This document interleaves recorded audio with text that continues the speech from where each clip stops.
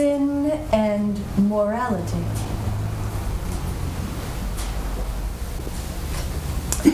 No matter how perfect your eyes, no matter how beautiful they may be or healthy, and even though they enjoy the bliss of freedom from disease, you still cannot see the external universe. You can perceive nothing of the objective world without the light of the sun.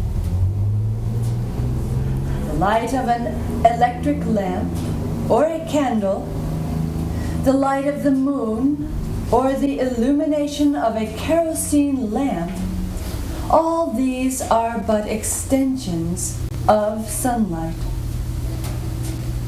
This is the ultimate fact and the truth.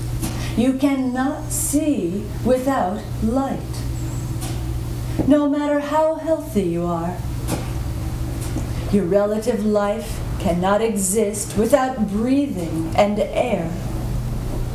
You must have air constantly. Without it, you will die. Nor will your heart be able to pump blood through the body without nourishment, which may be had only through ingesting food and water. Now, in the same way, one cannot go beyond sin, nor can one become pure and moral without meditating on the sense of I am beyond the body and mind. Everybody teaches us that first we ought to be sinless and honest, pure, moral. Then we will be qualified to see God.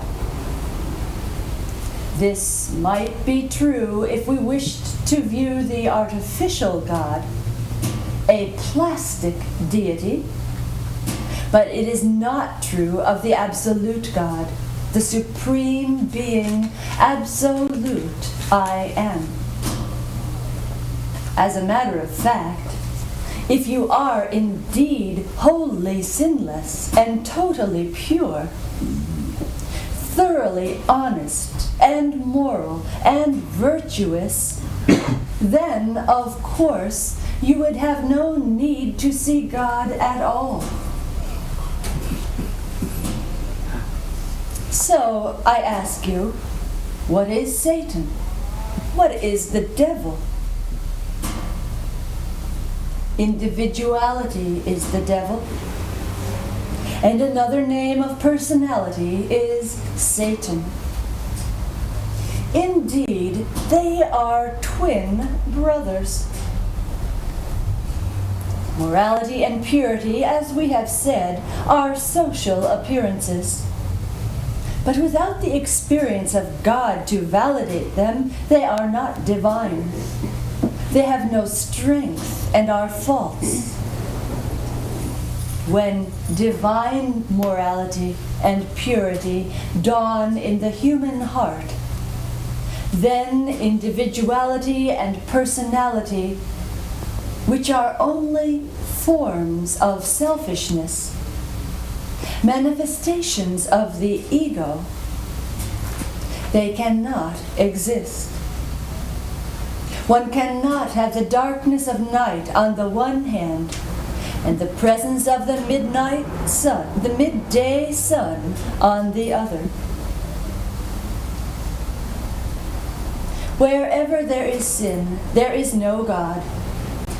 Vice versa, wherever there is godhood, sin cannot exist. Without God, morality is a burden. How can one have at the same time the darkness of midnight and the bright August noon? It is not the point here to discuss social morality in this essay, nor should we address the social pretense of sinlessness, because both are superficial and fragile. Social morality in the extreme is a very heavy burden. Both these depend on situations, education, on social inhibitions and prohibitions, and therefore they both are false. When there is an unfavorable circumstance, then it is not possible to hesitate, and one is involved in the commission of sin or some immoral act, particularly when one is in private. For example, if you find along your way a box full of money or gold, and you are aware that no one has seen you, you will probably pick it up. And then what will you do? Of course, you will try to hide it and to keep the money, even though you have heard somewhere words about honesty. Yet, you do not know or feel the real meaning of honesty. You know the word, but not the fact. Here, we are not concerned with social conventions for this reason. Now, each religion is teaching us that first, we have to be utterly righteous, and then only we can see God. But the truth is totally opposite to this. One cannot be moral at all, or pure, or sinless without knowing God first. Nor can we know about love without seeing God, for God is love itself. Love has no religion, and by this we mean that love is far beyond any religion or sect. In a sense, all religions are only detergents by which one cleans the mind. And when the mind is purified, then one washes out the soap as well as the dirt with pure water. If one does not do this, then there will be a bad odor. Thus, in the same way, we need all religions to purify the mind and body. And then, we must not forget that after that, we must go beyond all religions too. It is a fact. There is nothing wrong with religions, with religious books, or with religious people, but it surely seems that the leaders of various religions are not interested in creating unity.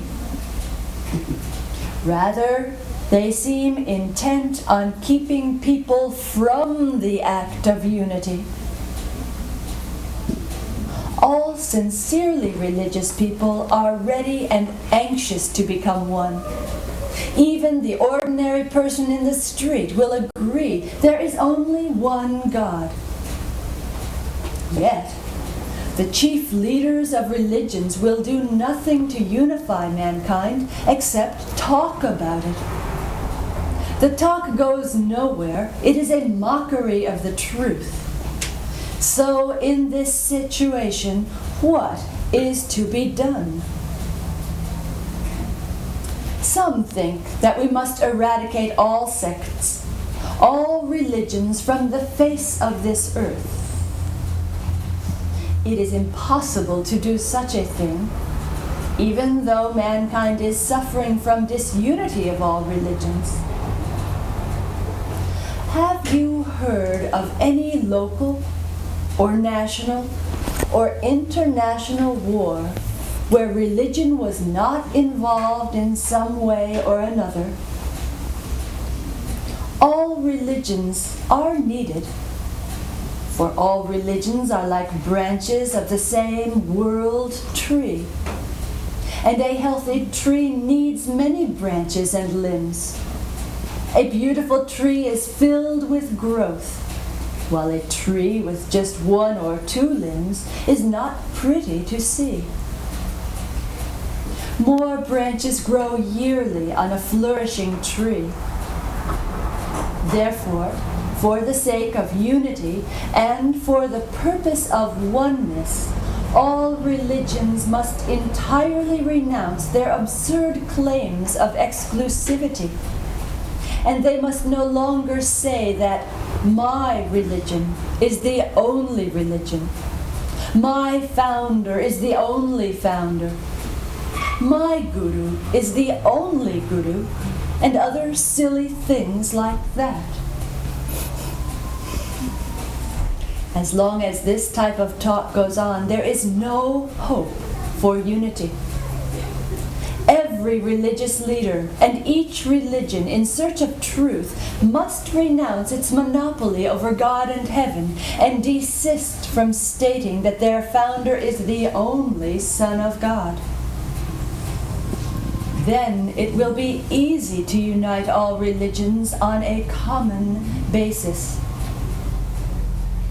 As long as religious leaders and any sectarian group claims my Savior is the only Savior, my prophet is the one true prophet, and my guru the only real guru, so long there will be no hope for reconciliation or unity.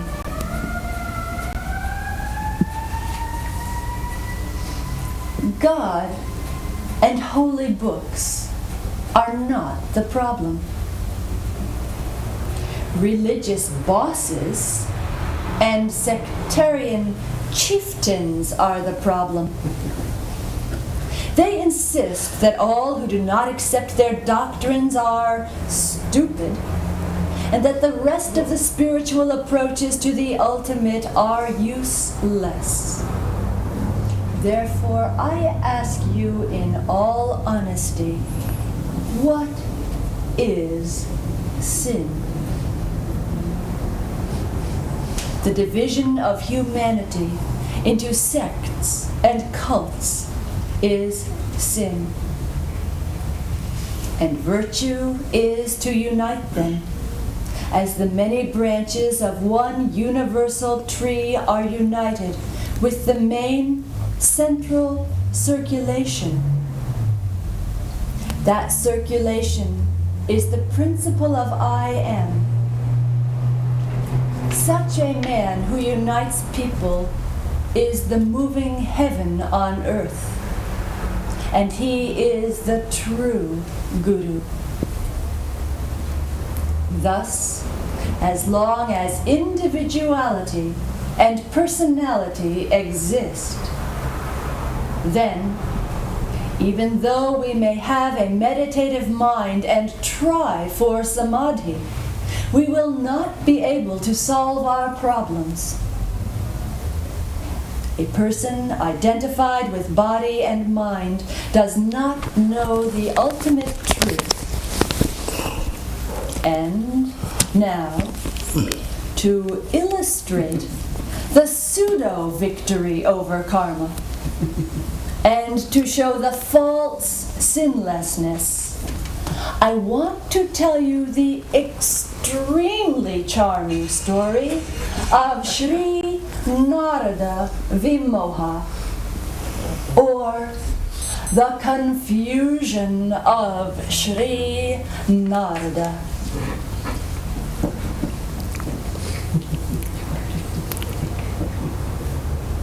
The great Lord Shiva replied with a smile, "There is no one enlightened or deluded. Man instantly becomes what the Lord of Raghus wills him to be at a particular moment."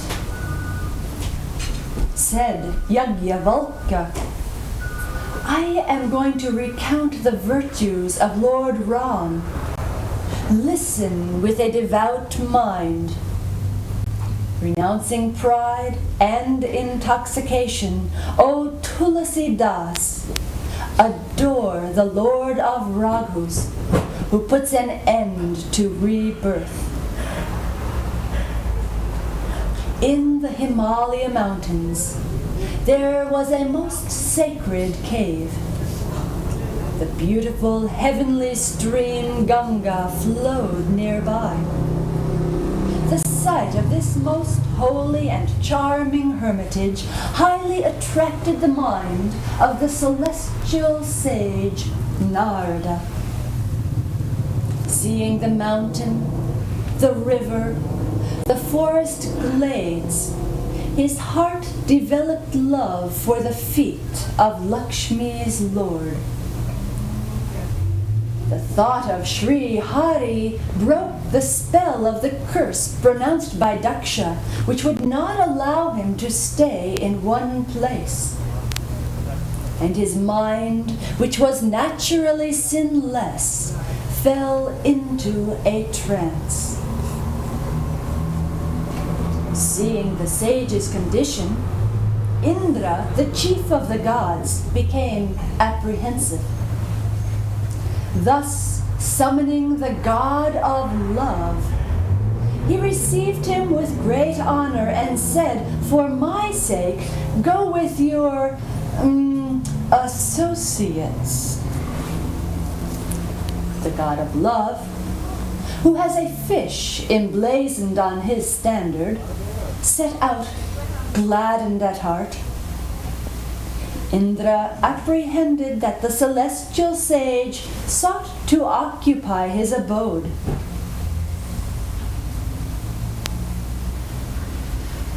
Just as a foolish dog, on seeing a king of beasts, should run away with a dry bone, fearing in his crass ignorance lest the lion should rob him of it, Indra, too, in his shamelessness thought as above.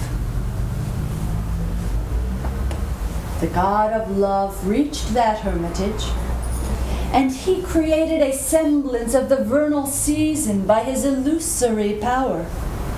Many colored blossoms appeared on the trees of different kinds. Cuckoos sang and bees hummed. Delightful breezes, cool, soft, and fragrant, blew, fanning the flame of passion. Gramba and other heavenly damsels, who looked ever young and were all past masters in amorous sports, sang in undulated tones,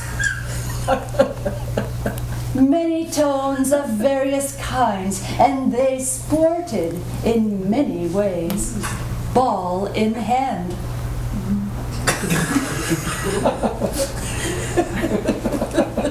The god of love was truly delighted to see his associates there, and employed now a variety of deceptive tricks. But his amorous devices had no effect on the sage. Guilty Cupid was now apprehensive of his own destruction. Can anyone dare to trespass the bounds of him who has the Lord of Lakshmi as his great protector? In dire dismay, the god of love with his accomplices, acknowledged his defeat and clasped the sage's feet, addressing him in accents of deep humility. There was no anger in Narada's mind. He reassured the god of love by addressing him in friendly terms. Then, bowing his head at the sage's feet and obtaining his leave, the god of love retired with his accomplices. Reaching the court of Indra, he related his own doings on the one hand, and the sage's clemency on the other. Hearing the tale, all were astonished. They extolled the sage and bowed their head to Hari. But then, Narada called on Shiva. He was proud of his victory over the god of love and told him all his doings. Knowing him to be his most beloved friend, the Lord Shiva admonished him as follows: "O sage, I pray you again and again, never repeat this story to Hari as you have repeated it to me. Even if the topic ever comes up before him, please hush it up."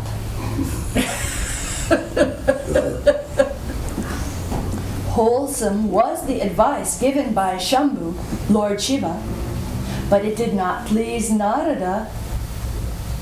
Now, hear what interesting things continued to happen. The will of Hari is predominant. Remember, the will of Shri Ram alone prevails, and there is no one who can alter it.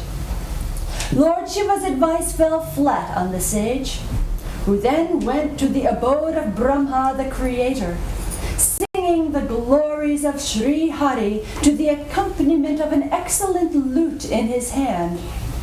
The Lord of sages, Narada, who was skilled in music, at once repaired to the ocean of milk, where dwells the abode of Lakshmi, Bhagavan Narayana, who is Vedanta, the crown of all Vedas personified.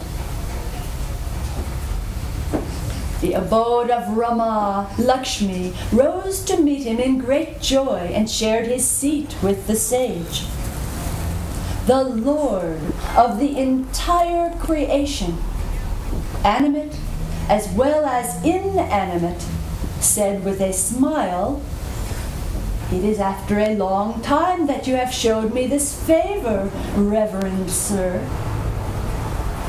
Narada told the Lord all the doings of love, even though Shiva had already forbidden him to do so.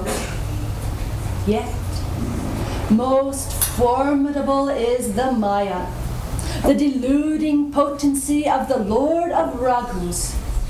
No one was ever born in this world who is beyond its charm.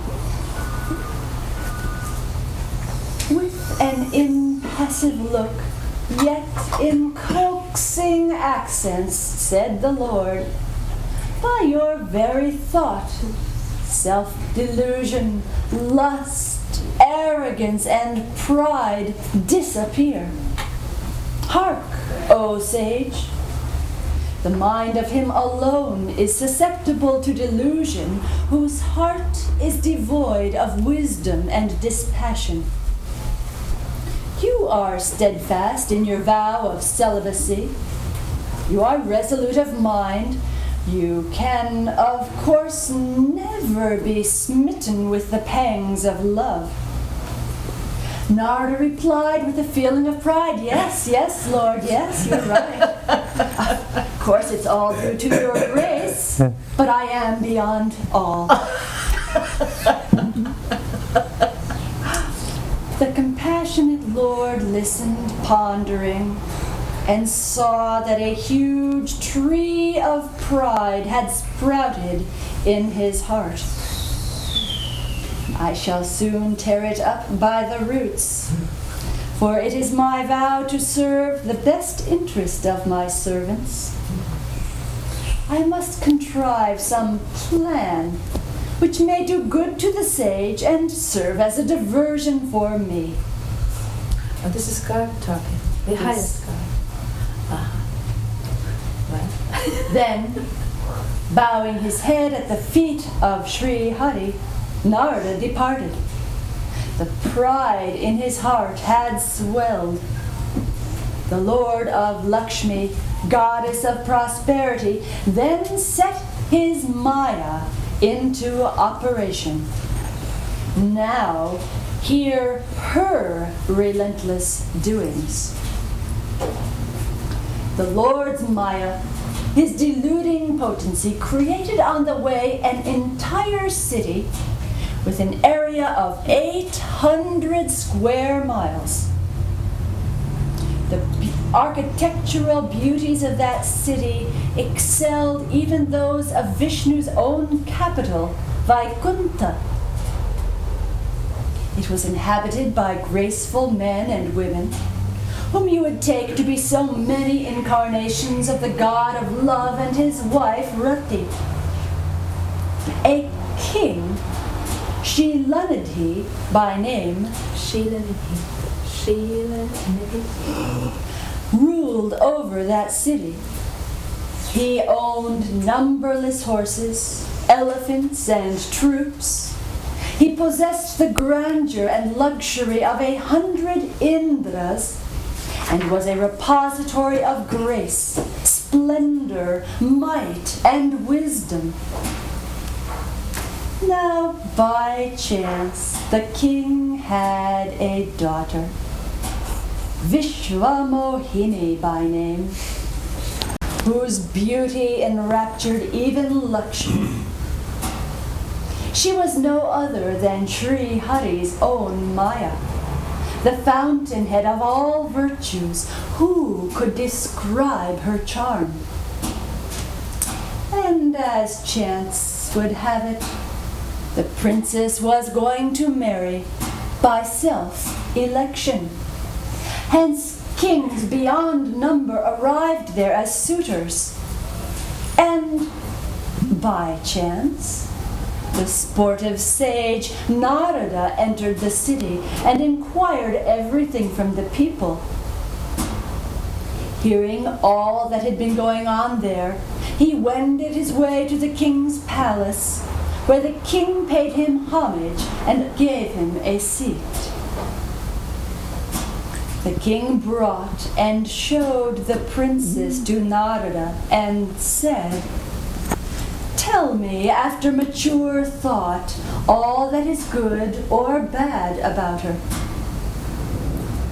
Well, seeing her beauty beyond compare, the sage forgot about all his dispassion and remained gazing at her for a long time. He read the auspicious marks on her body.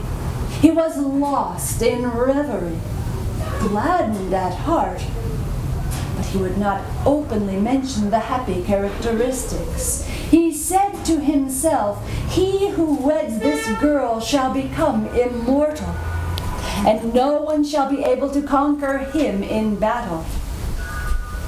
He whom the king's daughter selects for her lord shall be adored by the entire creation, both animate and inanimate." Having read these characteristics, the sage kept them to himself and mentioned a few by the side fabricated ones to the king. Telling the king that his daughter was of good promise, Narada left.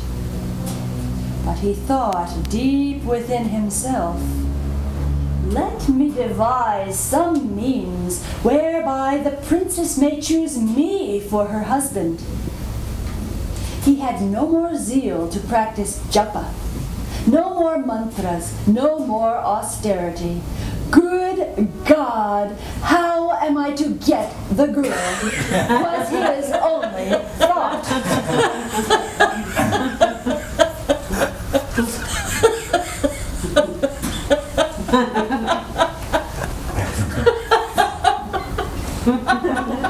Having come somewhat down to earth, he continued, "What is needed on this occasion is great personal charm, surpassing beauty, whereby the princess may be enamored of me and place the wreath of victory round my neck. Ah, let me ask Hari for a gift of beauty. But alas, much time will be lost in going to him, yet I have no such friend as Hari. Let him therefore come to my rescue at this juncture." Then Narada prayed in manifold ways, and lo and behold, the sportive and merciful Lord appeared before him. The sight was soothing to the sage's eyes. He was glad at heart and felt assured that his object would be accomplished. In great humility, he told the Lord all that had happened and said, "Be gracious to me. Be good enough to help me. Lord, bestow on me your own beauty. No other way can I get possession of her. Speedily do that which may serve my best interests. I am your servant, my lord." Seeing the mighty power of his Maya, the Lord, who is compassionate to the poor, smiled to himself and said, "Narada, listen to me. I shall do that alone which is good to you, and nothing else. My words can never be untrue. Hark, O contemplative ascetic, if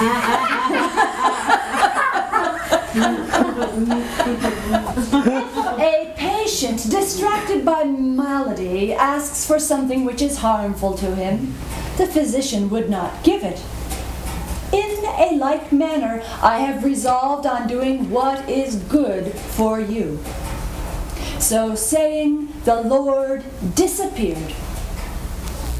Now, under the spell of his Maya, the sage was so mystified that he could not understand even such unambiguous words of Shri Hari. The chief of seers hastened to the spot where the arena for the choice marriage had been prepared.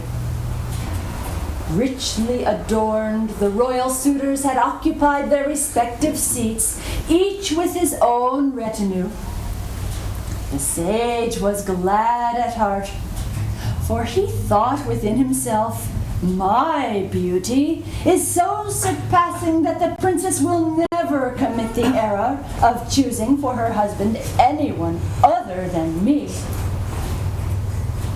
However, in the sage's own interest, the gracious Lord had made him physically hideous beyond description. But nobody could mark the change that had taken place in him. Everyone knew him to be Narada and greeted him as such. Two of Shiva's attendants were there also, by chance. They knew the whole secret, and disguised as Brahmins, they went to see the fun. Now, in a row where Narada sat, exceedingly proud of his beauty, the two attendants of Lord Shiva seated themselves also. Disguised as Brahmins, they could not be detected, and they flung sarcastic remarks at Narada, saying, "Hari has given this man such excellent beauty. The princess will be enamored to look at it and shall certainly choose him, taking him for Hari himself." Note, Hari also means monkey. Now, the sage was under a spell of delusion so thick, for his heart had been stolen by love, by passion. And the attendants of Shiva felt amused at this and greatly enjoyed the fun. Even though the sage heard their ironical talk, he could not follow it, his reason being clouded by heavy infatuation. No one perceived this extraordinary phenomenon. The princess alone saw his utterly ugly form. The moment she beheld his monkey-like face and frightful form, she was filled with rage. Accompanied by her girl companions, the princess then glided as a swan, With the wreath of victory in her lotus hands, she moved about surveying each of the royal suitors. She did not care to look even casually at the quarter in which Narada sat elated with the bride. Again and again, the sage would raise himself and fidget about. The attendants of Hari smiled to see him in that state. The gracious lord, too, went there in the form of a king, and the princess joyfully placed the wreath of victory around the lord's neck. The Lord of Lakshmi carried off the bride to the despair of all assembled kings. The sage felt much perturbed, for infatuation had robbed him of his reason. He felt as if a gem had dropped from a loosened knot in the end of his garment. The attendants of Hari then smilingly said, "Look for just a minute at your face in a mirror." Uttering these words, both ran away in great alarm, and the sage looked at his reflection in the water. His fury knew no bounds when he beheld his form, and he pronounced a terrible curse on the attendants of Shiva. "Oh, you sinful impostors! Go and be reborn as demons. You mock me, therefore reap its reward. Mock again a sage, if you dare." Looking again in the water, he saw that he had regained his real form. Yet his heart found no solace. His lips quivered, and there was indignation in his heart. At once he proceeded to where the Lord of Lakshmi was, and said, "I shall either curse him or die at his door, seeing that he has made me a butt of ridicule throughout the world." The terror of demons, Shri Hari, met him right on the way. He was accompanied by goddess Rama and the princess referred to above. The Lord of Immortals spoke in gentle tones. "To what destination, holy sir, are you betaking yourself, like one distracted?" As soon as he heard these words, Narada was filled with rage. Dominated as he was by Maya, there was no reason left in him. He said, "You cannot bear to look upon the good fortune of others. You are richly endowed with jealousy and fraud. While churning the ocean, you drove Rudra mad, and inciting him through the gods, you made him quaff the poison. Apportioning intoxicating liquor to the demons and poison to Shankara, you appropriated Rama and the lovely gem Kaustubha to yourself. You have ever been selfish and perverse and treacherous in your dealings, Lord.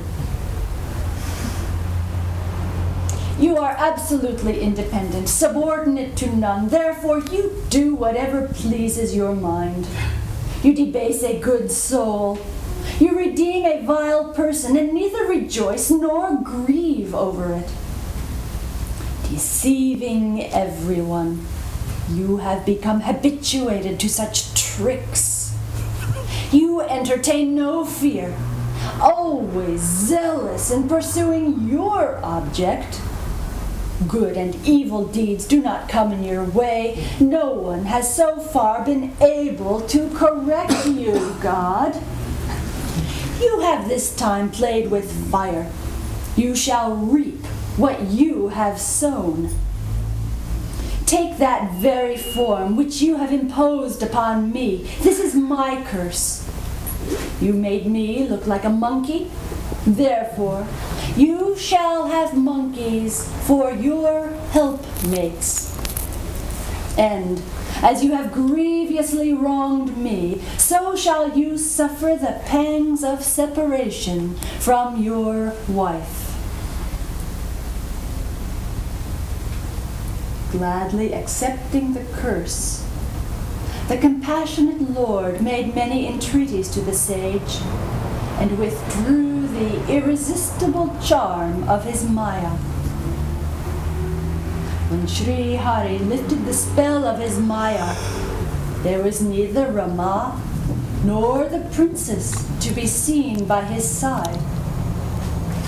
In dire dismay, the sage clasped the feet of Hari and said, "O reliever of the distress of the suppliant, save me. O gracious Lord, let my curse prove ineffectual." Replied the Lord, who is so merciful to the humble, "It was my will." The sage repeated, "I poured many abuses on you. How shall my sins be expiated?" Go, repeat the name of Shankara 100 times. Your heart will be disburdened at once. No one is so dear to me as Shiva. Never give up this belief, even by mistake. O sage, he who does not earn the goodwill of Shiva shall never attain true devotion to me. Bearing this in mind, go and perambulate the globe. My Maya shall haunt you no more. Having thus reassured the sage, the Lord then disappeared.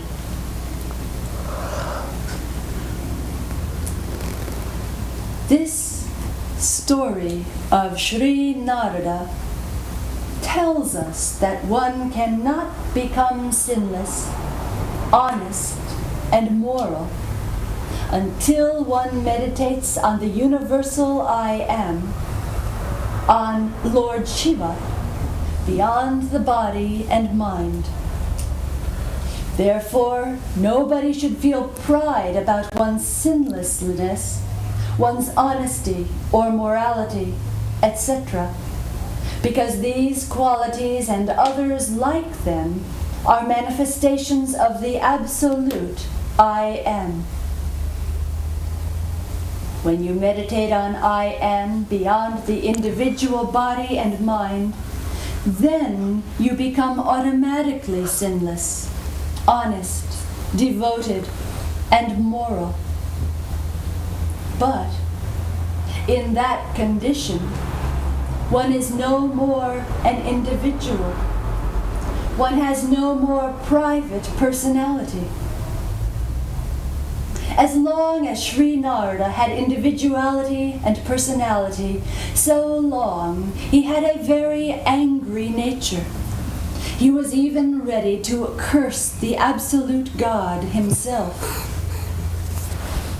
All religious leaders do the same thing. As long as you have individuality and personality, so long your samadhi and victory over kama, sin, and passion are absolutely false. When Shri Narada rose above his individuality and personality, then he became the real Narada. By meditation on Lord Shiva, on the universal I Am. Therefore, I am telling, meditate on I Am beyond the body and mind, and then you will feel automatic, natural, and spontaneous sinlessness, morality, and honesty. Satyam, Shivam, Sundaram. That is to say, truthfulness, blissfulness, and beauty. Om Shanti. Shri Brahmananda, Sarasvati. Any question?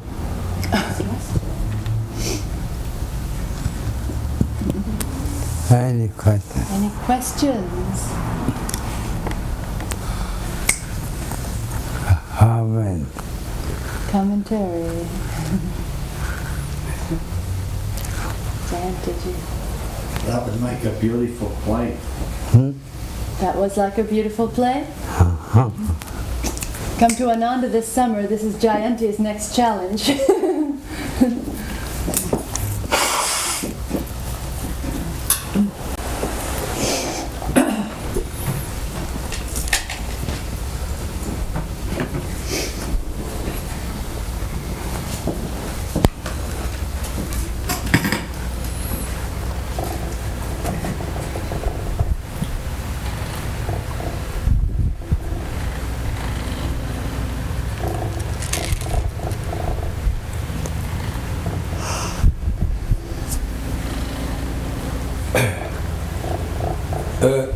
Story of Narada and this character involvement of Narada is basically what we see always in reality, that every man wants that his own wish should be done by discussing something else.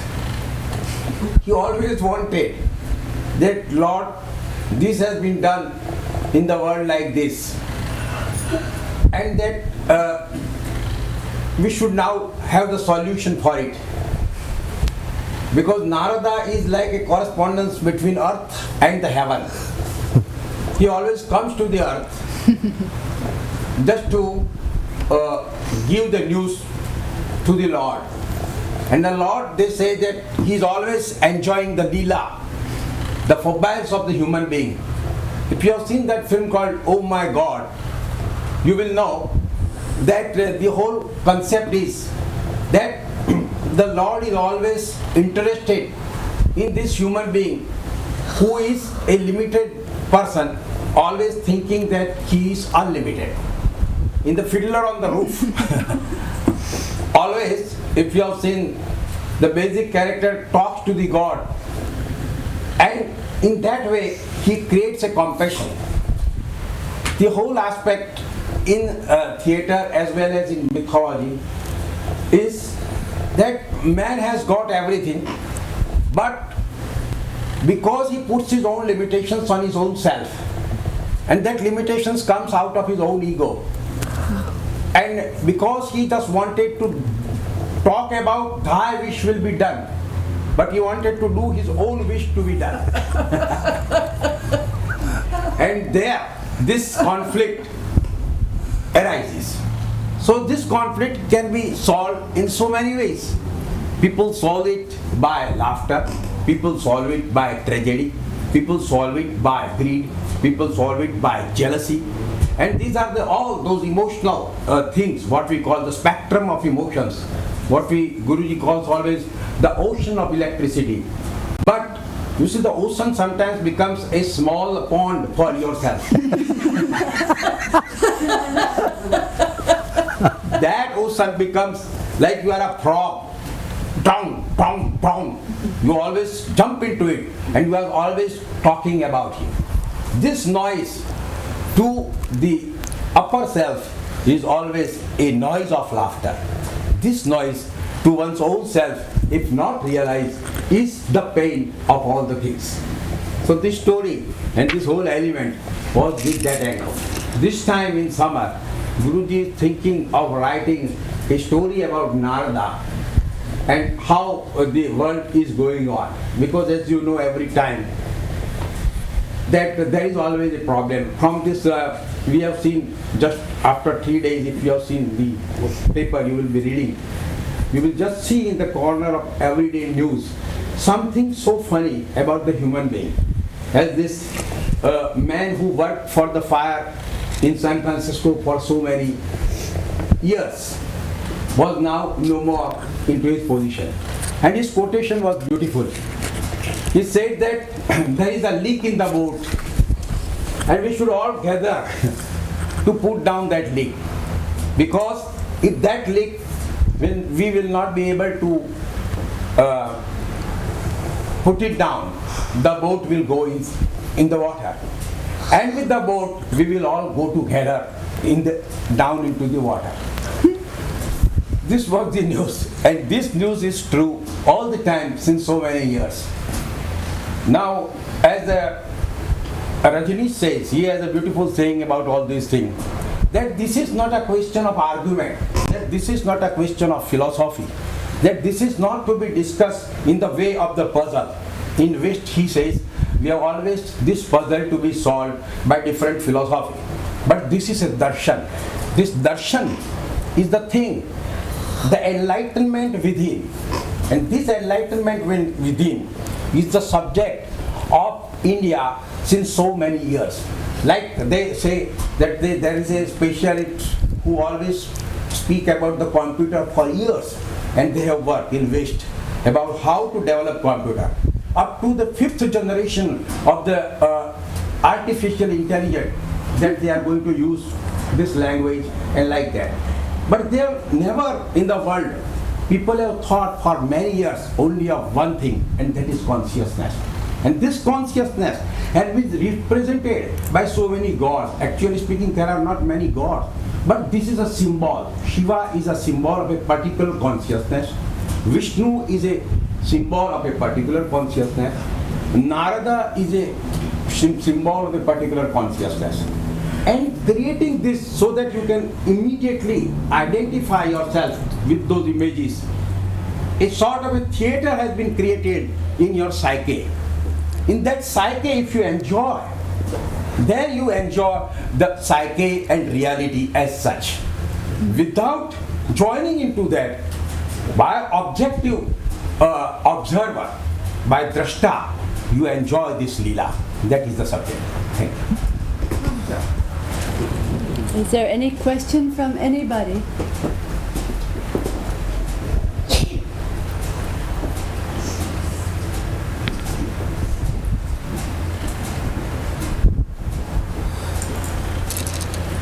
Is The story our mind. of our mind.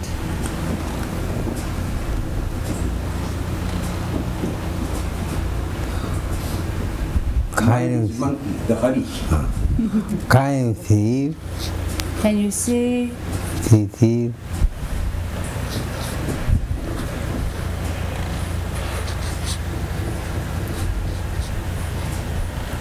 Can you believe that? What's going on? But it is going on.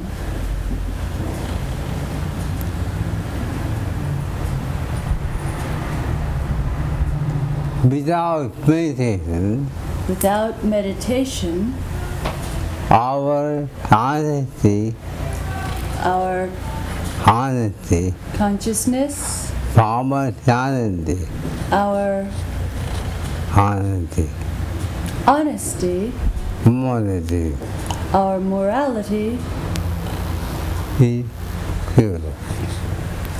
is pseudo.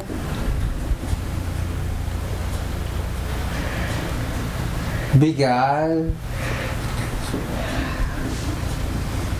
everything we have like balance. Because everything becomes like a burden. Why you sleep heavy, When you sleep heavy, naturally, then you enjoy. complete heat, When you eat naturally, you enjoy that. otherwise, taking, Otherwise, eating and sleeping by food, by force, who have time you have constipation.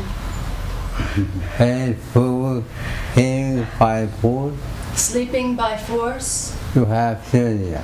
you have insomnia. Nobody can become pure without meditating. Nobody can become pure without meditating. Therefore, he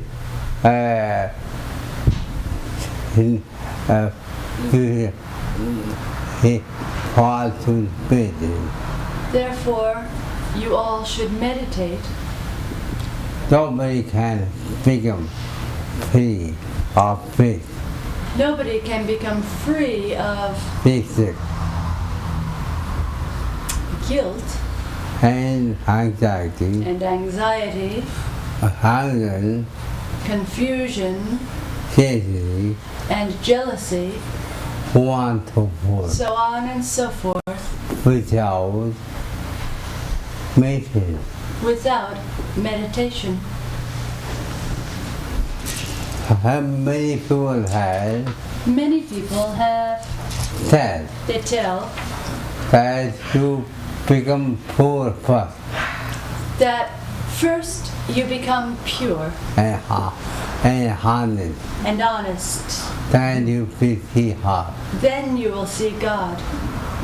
I'm telling you, who are honest But I'm telling you, if you are honest and pure, and pure, then you will not.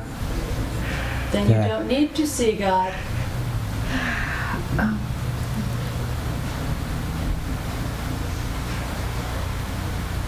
By meditation, By meditation, Valmiki Valmiki has become has become, king, he became a sage bomb cover. from having been a robber. Udivar Tulsidas become king became a sage from the artful side. from the Artful side. lustful life.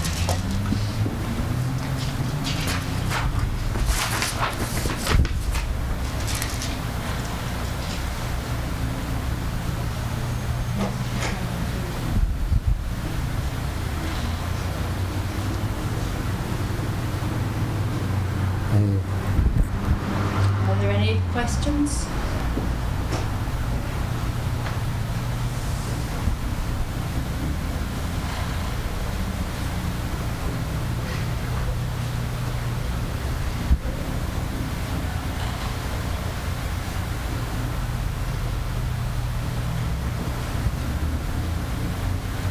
The more you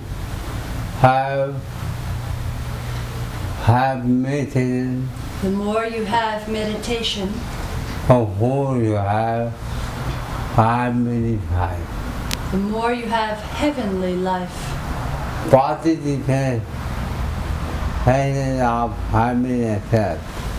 What is the Listen, relation between heaven and earth? how does our power start? The outer form of earth And is heaven. how does The our outer form of power self our is heart?